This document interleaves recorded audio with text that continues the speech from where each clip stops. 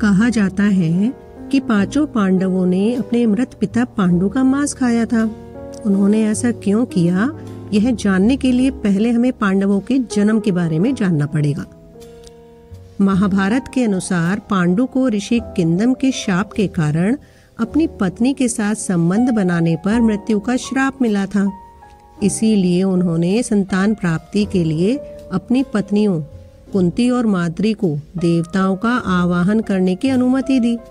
इसके फलस्वरूप पांचों पांडव युधिष्ठिर, भीम, अर्जुन, नकुल और सहदेव का जन्म हुआ। पांडु एक दिन खुद पर नियंत्रण नहीं रख सके और उन्होंने माद्री से शारीरिक संबंध बना लिए। ऐसे में ऋषि के श्राप के चलते उनकी मृत्यु हो गई।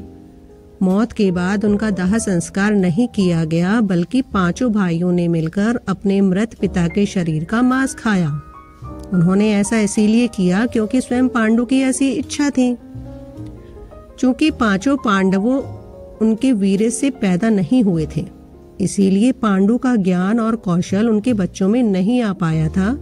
इसी के चलते उन्होंने अपनी मृत्यु से पहले ऐसा वरदान मांगा था कि यदि उनके बच्चे उनकी मृत्यु के पश्चात उनके शरीर का मांस मिल बांट कर खा लें तो उनका ज्ञान उनके बच्चों में चला जाए। कहा तो यह भी जाता है कि पांचों भाइयों में से सबसे ज्यादा सहदेव ने अपने पिता का मांस खाया था। पिता की इच्छा का पालन करते हुए सहदेव ने पांडु के मस्तिष्क के 3 हिस्से खाए। पहले टुकड़े को खाते ही सहदेव को इतिहास का ज्ञान हुआ, दूसरे टुकड़े को खाने पर वर्तमान का और तीसरे टुकड़े को खाते ही भविष्य का।